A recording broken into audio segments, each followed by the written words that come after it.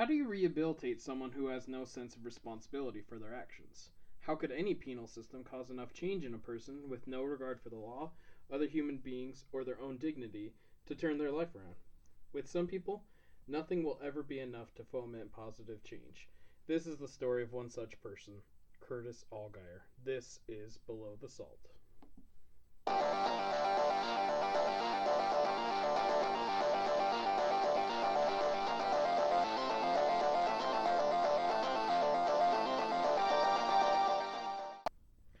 Alright, let's get started. I'm ready. Ready? I don't know about this case except for the picture of Curtis that I just saw, and he looks like a major dick. Yeah, so.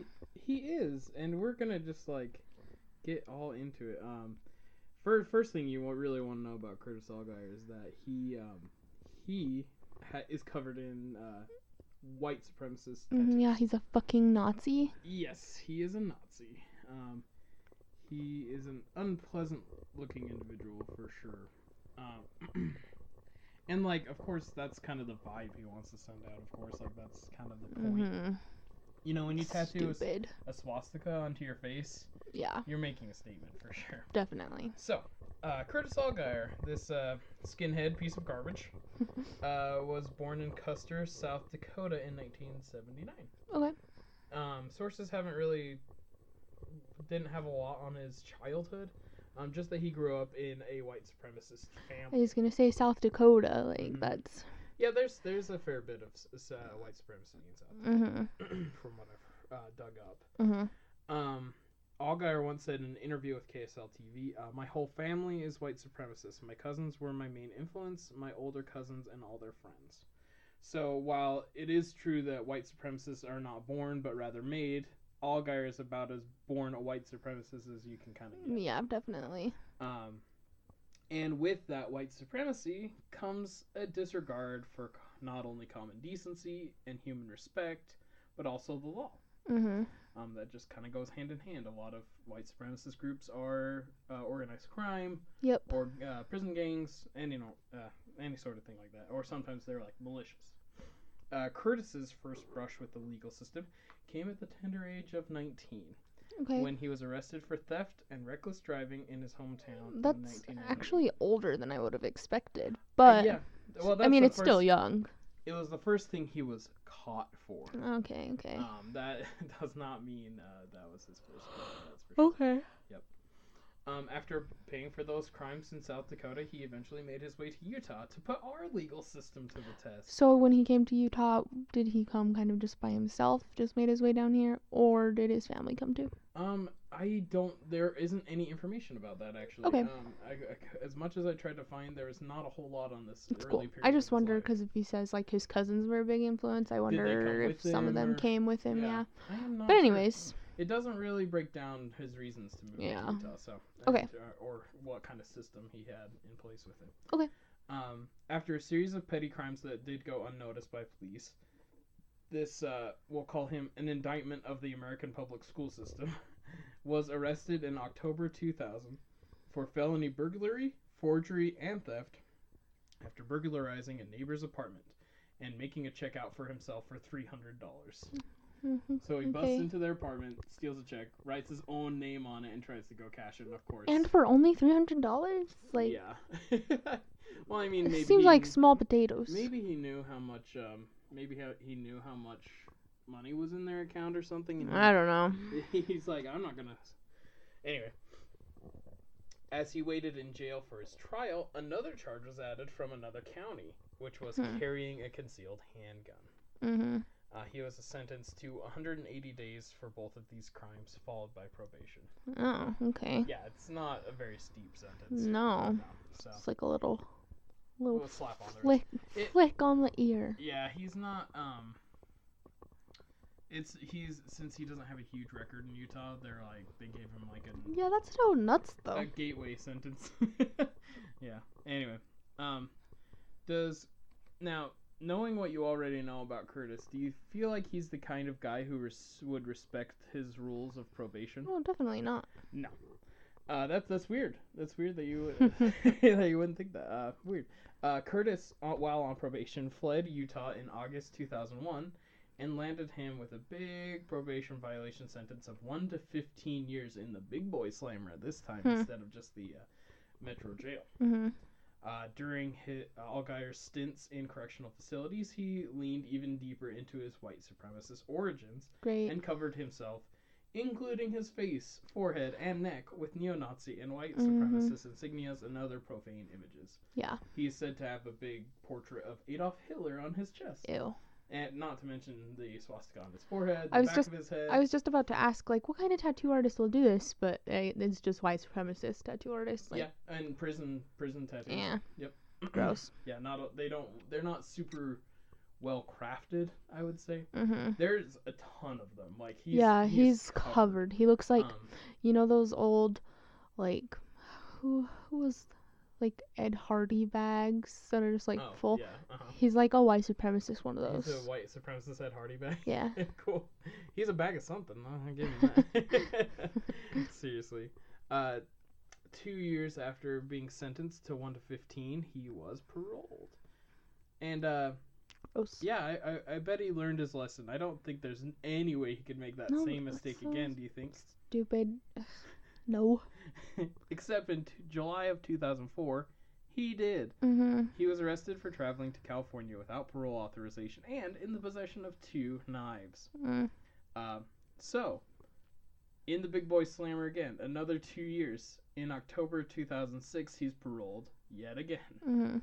1 to 15, and he keeps getting out in 2. I don't know how that works. That's weird. Anyway. Sometime in jail during this whole revolving door process, he met and married a woman named Jolene. Ew. And, like, when he was in prison, he married her.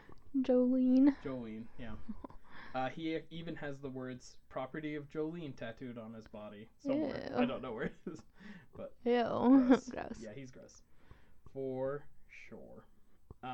That's a little interesting to me, though, that he has property of Jolene tattooed on himself, because, I mean, don't white supremacists typically also have quite a layer of misogyny thrown in? They do, and Curtis is, like, he's kind of a lukewarm white supremacist in some ways. I'll tell you more about that a little bit in a minute, but there is definitely misogyny involved in white supremacy. Yeah, for sure. So that's just interesting that he would have that.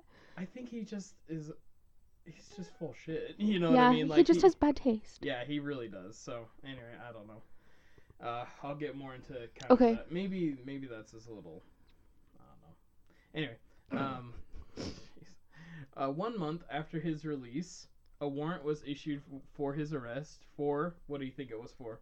Burglary. No, it was parole violation. Oh, I thought... I mean, you know, he does burgle. Yeah. Burgle is kind of his crime of choice outside of parole violation.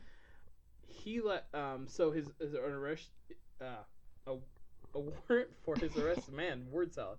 A warrant for his arrest was issued, and he didn't surrender.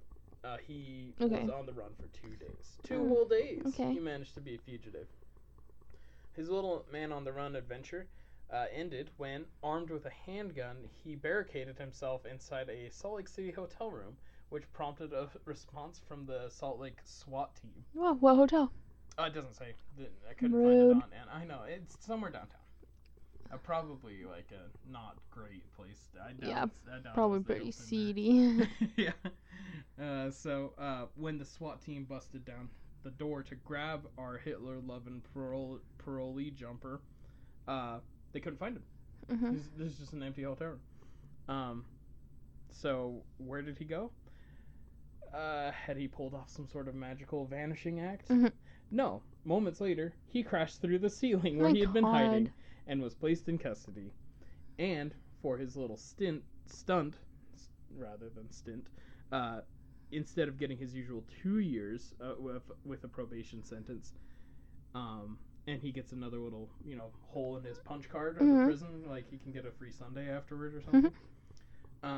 Allgaier got himself a shiny new weapons charge because he had a handgun. And that earned him a total of 104 months guaranteed in the slammer. Instead of his usual 24. So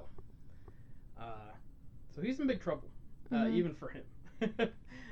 During those first few days in prison, Allgeier received 2 pieces of bad news. His father was dying of cancer, he found out, and his wife Jolene was filing for divorce. Oh, Jolene. Jolene's gone. She's leaving. Sucks, bruh. So 10 days later, on June 25th, 2007. What? 10 days after he's put in for all this. On June 25th? On June 25th, which may or may not be Valerie's birthday. Mm-hmm. Just 10 days after he was issued his sentence, he was taken to the University of Utah Medical Center for an MRI after complaining of back pain, which, to be fair, he had been fallen in through a ceiling. He fell through a ceiling. But, so yeah, so they take him to the University of Utah Medical Center. Okay. Under the guard of 60-year-old veteran corrections officer Stephen Anderson. Oh. Allgeier was unshackled because he cannot have metal in the MRI machine. Mm-hmm. And underwent his MRI test. Stephen Anderson was supposed to be issued plastic zip ties to tie him up during the MRI, but he was not issued those just because of a mistake. After the test was complete, Allgeier got dressed in his prison jumpsuit and approached Anderson and demanded to leave. A demand which Anderson obviously refused because, he wouldn't be doing his job as a prison guard if he just, let his inmate go free. Mm-hmm. So a scuffle began. Anderson tried to restrain Allgeier. When he deemed he was unable to restrain him, he attempted to draw his weapon. As he pulled his service gun from the holster, Allgeier knocked him over with his shoulder and the gun flew free. Allgeier got the gun first and fired 2 rounds. Mm-hmm. The first round went to Anderson's chest as he tried to restrain him, and the second was an execution-style finishing shot to Anderson's head. Oh, sad. Officer Anderson did pass away. Mm-hmm. Allgeier would later state that the gun had accidentally misfired as he tried to open the door. Sure. Not that he had even pointed the gun at him all. He always managed to deflect responsibility for his actions. Mm-hmm. It's really frustrating. Still. Of course, forensics did not back up his story at all because No he way. would be able to tell. Yeah. First of all, it's the 2 bullets is one big thing, and second of all, that's not how the room was set up. No. It's not how the scene lined up. Allgeier also later said the following about the shooting: "If that cop wouldn't have took my sorry, it's so hard to read like he speaks. If that cop wouldn't have took off my handcuffs and shackles off, which is not policy and not procedure, if he wouldn't have taken those off, there's no way that could have happened." So he's blaming the cop for him shooting him. He's saying he didn't have handcuffs on me. What was I supposed to do? Not shoot him? Yeah, exactly. It's such bullshit. Mm-hmm. So, now, Allgeier, for all intents and purposes, was free to escape the hospital at his own will. And he was armed with Anderson's service weapon. He later recalled that while he didn't have an exact plan of escape, of course he didn't, he's just, he was planning on seeing his dying father one last time before fleeing the country, which is something he said in an interview, but it's not what he actually does when he tries to escape. He's trying to make himself sound like he's this, loving dude who just wants to, be free, but really, you'll hear what he goes and does after he escapes. Oh, no, okay. So, he tears out of the hospital at full run, complete with his prison jumpsuit covered in blood and a pistol. Okay. He immediately carjacks a man's Ford Explorer. The man just, was wise and just let him have it. Mm-hmm. Because it's not worth your life to keep your car. No, it is not. Yeah, just a little tip for everyone out there. Suddenly he's in the wind. First thing he does, he drives to his criminal partner's house, his burglary partner's house, possibly to stock up on crime tools, drugs, money, anything, but his partner wasn't home and he couldn't break into his house. Ironically, as a burglar.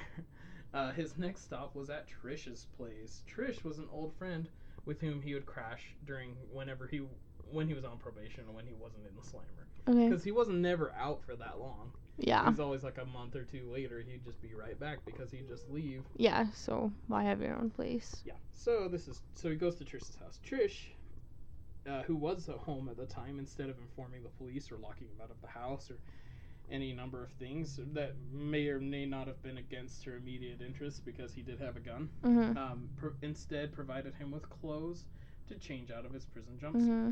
He then ran out of Trisha's place and saw a bunch of police officers converging because they had heard reports of the Ford Explorer in the area near one of his accomplices. Okay.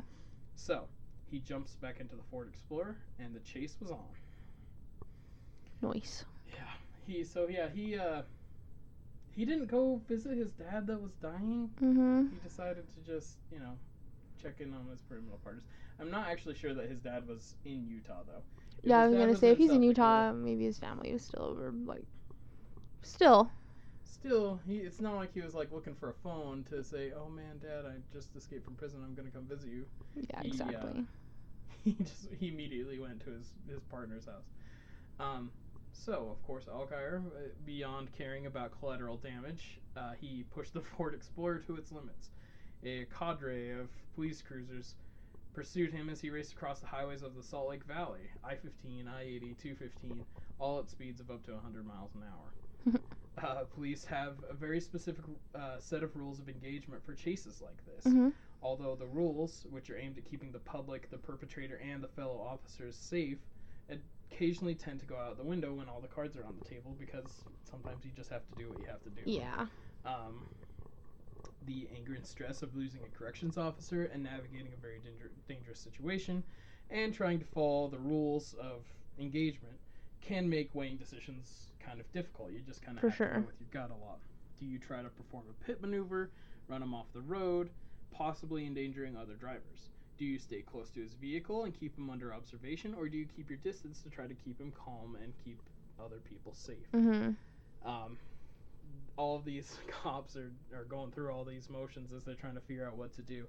Eventually, the local police went with a tried and true option. As soon as he was off the freeway, they were going to spike his tires and see where the chips fell. Okay. Soon the opportunity approached. He got off the freeway and onto Redwood Road. Okay, where? Do you know where? It's around 17th South. Okay, 17th and Redwood. Mm-hmm. Okay. Yeah, and there's more about that in a moment. Oh, okay, cool. Yeah. Officers radioed ahead to set up a spike trap. A roll of hollow needles would be deployed across the road, complete with a retractor rope to pull the spikes back out of the way of pursuing police vehicles and civilian vehicles. Mm-hmm. As Allgaier approached the trap in his Explorer, not his Explorer, someone else's Explorer, he saw that the trap was being set and attempted to strike one of the deputies with his car as he went by. He missed the deputy, fortunately, and he also got hit by the trap. The spikes did their job. They're these little hollow spikes. Yeah. Once they go in, your tire's done. Because there's a hole, a real hole in there. So the tires get shredded on one side of the car. So his car was immobilized, and he had to pull over to the side of the road. But at this time, they intentionally kept the officers back because they didn't want to damage the police vehicles and possibly injure more people. Yeah, for sure. So he had enough time to get out of the car and run to the closest public building in sight. It was an Arby's. Oh, man. So these, and this is actually pretty early in the movie. Arby's sounds so good right now, just saying. Arby's? Maybe we should run and get a sandwich. Well, it is Super Bowl Sunday, so... Yes. Oh, but that we're recording on Super Bowl Sunday today, so... Yep. May the best team win. We don't really have a dog in the fight. Sports! We love sports. We're not really into sports, but we do like commercials. Yes, we do like commercials. So... And we also like Arby's beefy cheddar sandwiches with Arby's sauce. I like the regular, not the beefy cheddar. Beefy cheddar's good. Beef and cheddar. But, yeah. This was actually relatively early in the day. It was still about, 10 o'clock-ish. So, people are getting more along the lines of breakfast sandwiches at this point. Okay. And this is, a weekday? Yes, it's a weekday. Okay. So, people are at work and the latecomers, yeah. Yeah. So, not too busy. But there are some people in there. For sure. Most Arby's patrons are usually after some deliciously thin sliced roast beef and curly fries. And some nice cheese sauce. The cheese sauce, I can take it or leave it. But Allgaier was after another prize. He wanted hostages. Yes, that makes sense. However, the fine folks of the Redwood Road Arby's would not be so easily taken. I was going to say, 17th South in Redwood, That's near my old stomping grounds. And Yeah, oh yeah. This is hardy folk. Yes. This is no East Bench of Sandy Nuh-uh. Arby's, that's for sure. Oh, I'm from the wrong side of the tracks. I'm from the right side of the tracks. We're like the Lady and the Tramp. That makes you the tramp. I'm the lady. Okay. So, the tattooed and pursued Allgier bursts into the Arby's, waving his gun around and ordering the customers to the ground. Witnesses claimed he had a smile on his face, like he was enjoying this. He was having fun. He liked terrorizing people That with makes no sense. remorse. Yeah, it's great. He ran behind the counter and put his arm around the neck of an employee named Alejandro Gomez. Alejandro, I assume. Alejandro. And he said, "Don't move or I'll shoot you." You know, he's really creative, actually. The employee tried to spin away from him almost immediately, and he fired a shot to try to kill Alejandro. Somehow missed, even though he was holding him. Okay. Thank goodness. And that is when ex-Army paratrooper Eric Fullerton stepped into the battle. Nice. With a dash of humble badassery, he would later tell reporters, "I just wanted to get a sandwich. I didn't go there for my morning workout." So cool. I love this guy so much. When the shot went off, Fullerton thought to himself, okay, we have a problem here. He's going to kill somebody. I imagine a choir nearby might have started singing "Holding Out for a Hero" at this moment, as the 59-year-old, 5'6", 200-pound grandfather of 6 Vietnam veteran Nice. rose from his table and vaulted over the Arby's counter like a jungle cat and began to wrestle with Allgier for the gun. This was very eloquently put, by Thank the you way. very much. I was having a lot of fun writing this, by the way. So, he said, "I don't know where I got the strength. I just knew I couldn't let go of the gun or I'd be dead," Fullerton recalled. At one point, Allgier got the upper hand and pointed the gun at Fullerton. As he pulled the trigger, the heavens opened and the gun mercilessly jammed. Mercifully. Yeah, not mercilessly. It did mercifully jam. It jammed. Excellent. Undeterred by this development, Allgier grabbed a nearby serrated Arby's knife, Ooh. presumably covered in salty roast beef juices. No, it was a bread knife. Yeah. And tried to slash Fullerton's throat. Fullerton said he barely felt the slashes because, first of all, everyone knows that a serrated knife is for saw-like cuts and not slashes. Yeah. Duh. Know your cutlery. But it still got him. Yeah, he definitely got him. Secondly, because obviously no blade made by mortal man can kill Eric Fullerton. And thirdly, because Fullerton was still focused on wrestling the gun away from Allgier. Yeah, he was busy with other stuff. Yeah, he did not have to worry about getting slashed on the throat. He was worried about the gun. He finally is able to wrest the gun away from Allgier. Wow. And he said, "He's got the knife, I've got the gun, contest over." So, that's exactly when the police busted in. Nice. That's and amazing. took That's Allgier so into custody. cinematic. Isn't that cool? Yeah. Allgier's freedom had lasted for a whole 45 minutes. Wow. When the paramedics showed up shortly after, Fullerton was covered with so much blood they thought they needed to treat a gunshot wound. But 7 stitches later, and Eric Fullerton showed up back at work. Well, only 7 stitches though? Wow. Yeah, it was a bread knife. It wasn't just. Oh yeah, but still 7 stitches and he still had that much blood. That's crazy. Oh yeah. Wow, good for him. His bosses insisted he go home early, which he said he eventually did, only after stopping for some Arby's on the way home. Hopefully a different Arby's though. Like I Maybe. hope those poor workers probably- were allowed to go home for the Yeah, rest I of the imagine day. they closed up shop probably. So isn't that cool though? Yeah. Eric Fullerton is my hero. What a badass. It's just like I love the line at the beginning where he says, "I went there for a sandwich. I didn't know I was gonna go just for my morning workout." Like beating up and getting beat up by. Like that's his escaped typical convicts is workout. It's just what he does in the morning. Some John Wick shit over here. He said actually the next day he's felt like he was dying all over his body. Oh, I 'cause he was believe so it. sore and tired. I bet. But man, the guy's a total champ. Yeah, What a adrenaline's a hell of a drug. It really is, and both of them were on it, so that kind of made it kind of a clash of titans. All right, Curtis Allgier is back in custody. Good. It's time for a good old-fashioned murder trial. Yes. But that would have to wait. Both legal teams needed quite a bit of time to prepare their discovery, testimony, and experts to prosecute and to defend Allgier. Okay. Also, prosecutors wanted the death penalty, while Anderson's family, the Department of Corrections officer Anderson, insisted on life without parole. Wow. They actually did not want him to get the death penalty, which Okay. is good for them. Yeah, I don't know if I could have the same, clarity.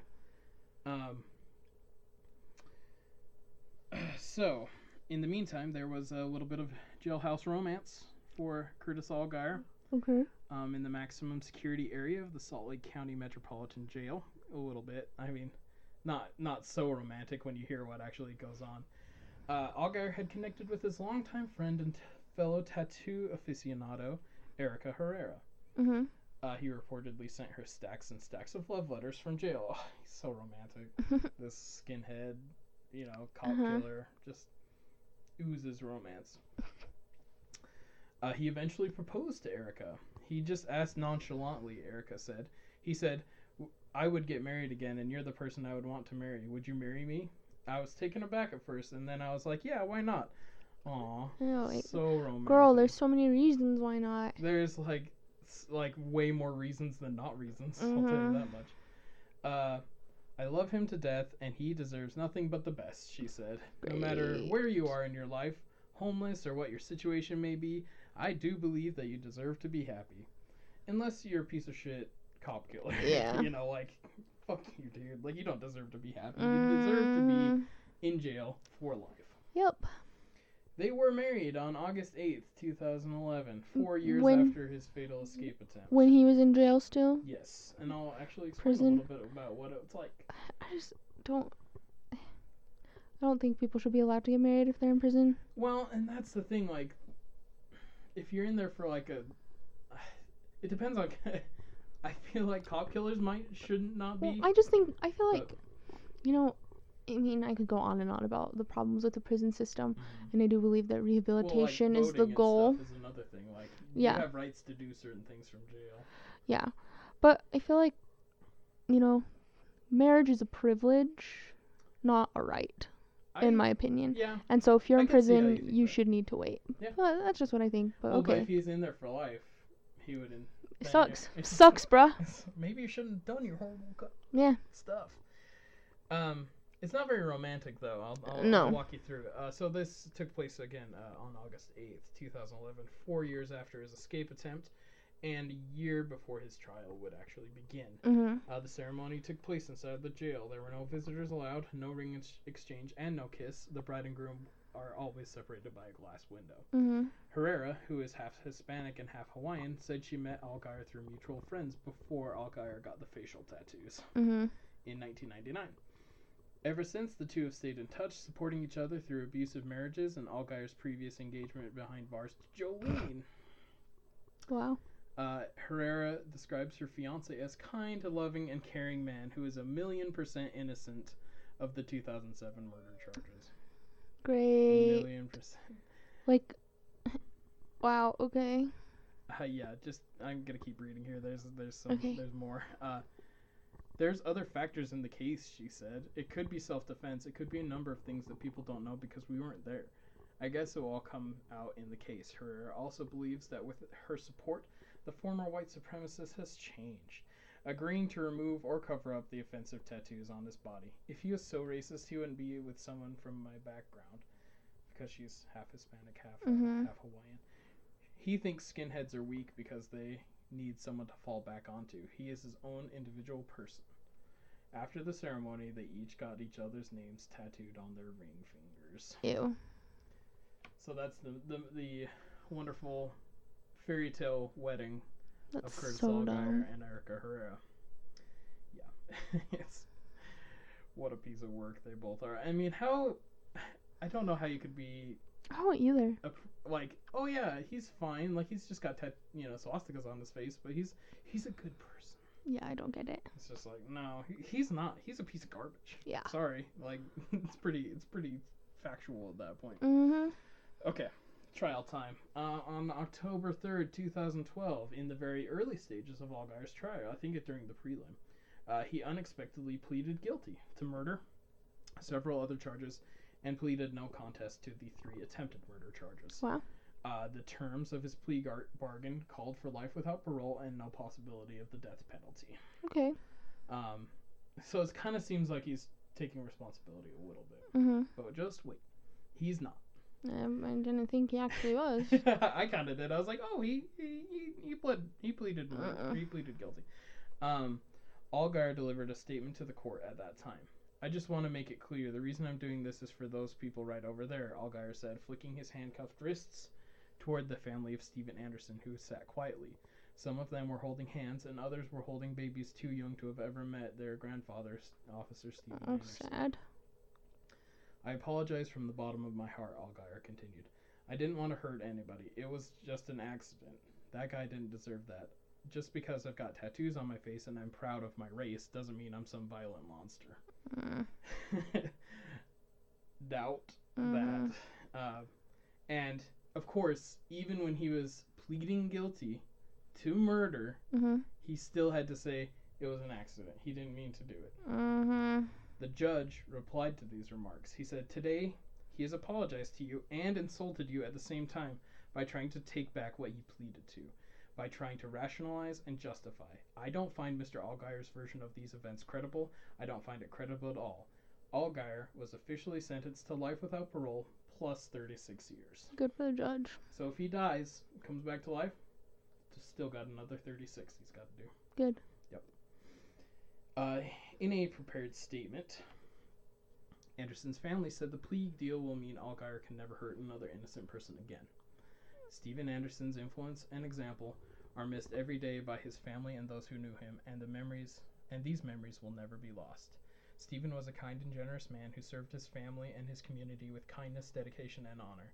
This has been a trying time for everyone who knew Steven. This senseless act of violence will be a constant reminder that we live in a less than perfect world with less than perfect people. It's a great little statement. Yeah, that's good. Yeah.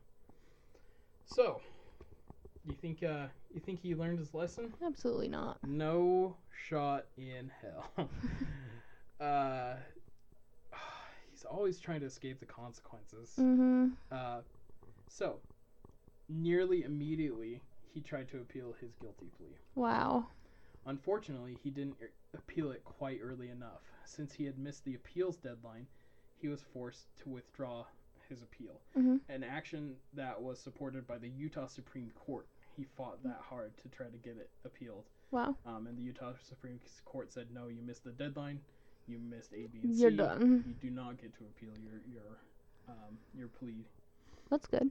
He had argued that he received ineffective assistance from his attorneys and his right to appeal had been violated, and that's how it got to the Supreme Court, who said, no, you're a piece of garbage, shut up. I wish that was on the record, just like that. That'd be great.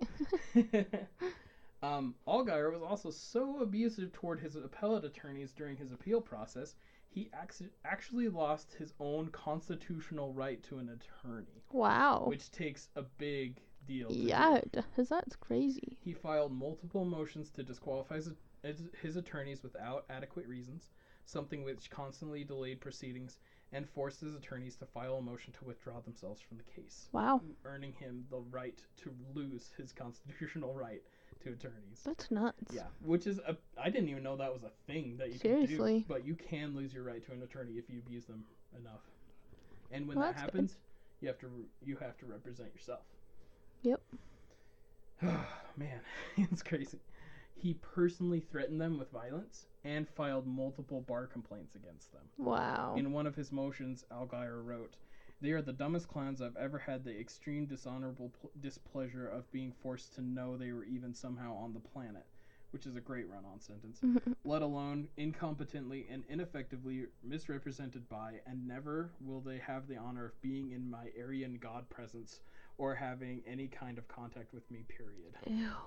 Yeah, he's a total piece of shit. And I love that, Seriously. this is way after the thing where Erica Herrera said that he's turning and around. he's not a white supremacist anymore, but he says that. Yeah. Shit.